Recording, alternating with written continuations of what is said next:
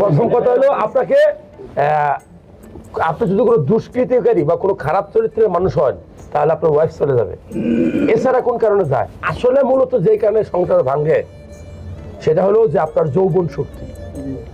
আপনি যদি শারীরিকভাবে অক্ষম হন, দেখতে নাদুস নাদুস সুন্দর, মানে ভালো মানুষ, কাটিং মানেন হেয়ার কাটিং হলো টিকটক স্টাইল, দেখা বাইরে থেকে বুঝার উপর নাই যে আপনি পুরুষ মানুষ দুর্বল। আপনি নারীর কাছে তখনই দুর্বল যখন আপনি মিলামিশা করতে যাবেন, আপনার ওয়াইফ আপনাকে একটা আকর্ষণ সৃষ্টি করতে চাবে, আপনার শরীরে কোনো গরম হবে না, আপনার শরীরে ঠান্ডা হয়ে থাকবে, জন্মের ঠান্ডা। অর্থাৎ মানে কি, আপনার ওয়াইফ পাশে আপনাকে অনেক মানে উত্তেজনা দেখাচ্ছে কিন্তু আপনি দুর্বল।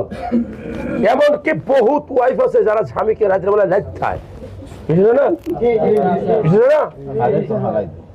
শোনেন, স্বামীর রাইখা, হ্যাঁ স্বামীর রাইখা এমন কিছু ওয়াইফ আছে আকামও করে কিন্তু স্বামী কিছু বলতে পারে না। কেন জানেন? সেই তো নিজেই দুর্বল। কারণ কি, প্রিমেচুর ইজাকুলেশন, ইলেকট্রাল ডিসফাংশন, কি ধ্বজভঙ্গ রোগ, এরকম মানুষ আছে না? এখানে কি আসেনি তো একজন? নাই নাই নাই নাই